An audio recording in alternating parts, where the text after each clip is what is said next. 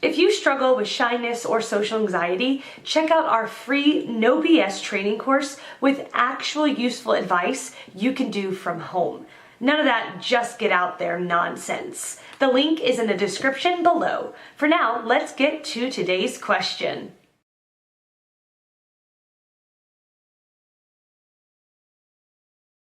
While it's possible that someone may be shy, introverted, and on the autism spectrum, the three things aren't at all related. You can be a shy extrovert or an outgoing introvert, and either of those may apply to someone on the autism spectrum. Introversion.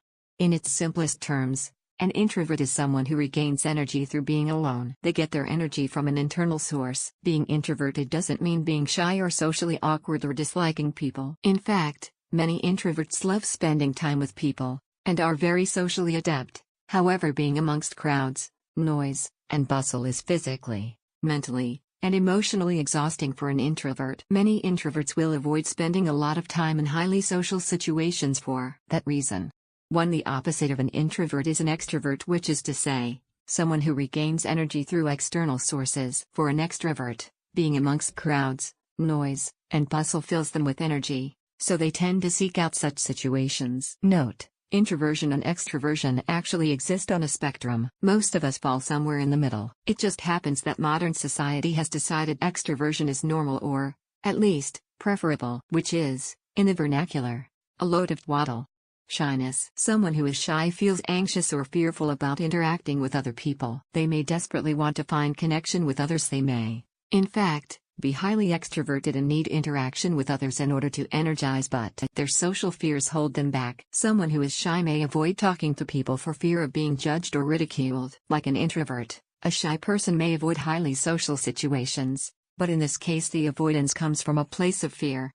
Shyness is something that can be overcome. It's not a natural part of a person's wiring, so to speak, but a learned response. Shyness is often a manifestation of low self-confidence or social anxiety. Autism spectrum disorder. People on the spectrum have neurological differences to neurotypical, or normal people differences that begin in the brain before they're even born. Autism is not a social disorder, although often a key symptom in diagnosing ASD is a lack of understanding/competence. In social situations, people on the spectrum often have difficulty interpreting social cues and understanding social conventions.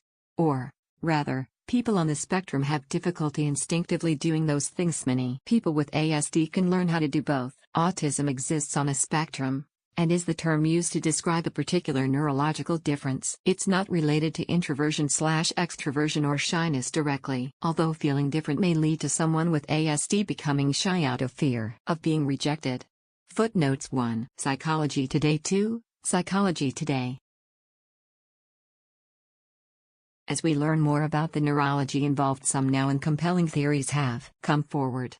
First, shyness. Despite the name, shyness is probably the true opposite of extroversion. A person is most often shy due to some form of social anxiety or inhibition. To explain what we recently learned about introversion, I'm going to use an analogy. My father-in-law recently bought a fancy new car. It doesn't just have cruise control, but can even automatically maintain a safe distance from the car in front of you. It also has automatic lane keeping. Once on the highway, you can take your hands off the wheel and your feet off the pedals. You're still responsible for the car, and you're still making the decisions, but this way of driving is much less taxing than the old way. With my old car, you still have to constantly monitor your position in the lane, and relative to other cars, and constantly make adjustments. Even a moment's distraction and you're in danger. It's much more tiring. Non-introverts appear to have subsystems within the brain that do for conversation what the automation in the car do for driving. They are preconscious, let you offload some of the work of carrying a conversation, while still leaving you in control. Introverts lack these features. They need to use their conscious brain to perform those tasks. Like driving an old car, it's much more taxing. The extra mental work is tiring, and so introverts tend to get exhausted by human contact and need time alone to recharge. An introvert may not even be aware that they're processing and managing a conversation differently than others. They just know that sooner or later, it becomes exhausting. If lacking certain social subsystems sounds familiar, that's a characteristic of autism. A new and compelling theory 1 puts introversion within the same spectrum as autism. Interestingly, this means that introversion is not the opposite of extroversion, but independent of it. You could be an introvert who is outgoing and loves talking to people, just in smaller doses, and then you need to retire. That would make you an introverted extrovert. Footnotes 1//e.t.d. CLA@u/cf/CFE0000309.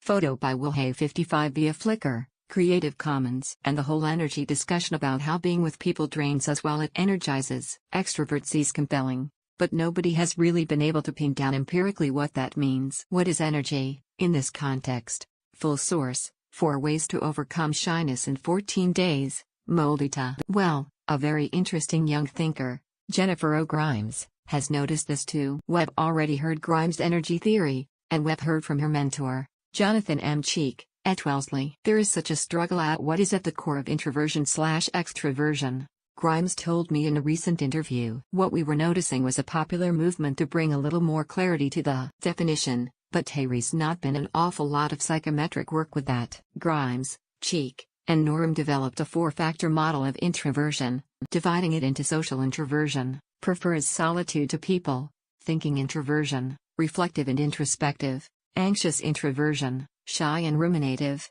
and inhibited introversion, resists new experiences. Grimes' thesis explains that if you take each of the factors this new model proposes and follow it along a continuum to their most extreme expressions, they correlate with the widely used Baron-Cohen autism spectrum quotient. Depending on how much we have of each factor, and how they interact with other personality traits, we can be simply introverted or, moving along the continuum, have Asperger's syndrome or, moving further yet, have autism. Consider, for example, that many of us tend to think slowly and are not quick at communicating. At the introvert level, no big deal.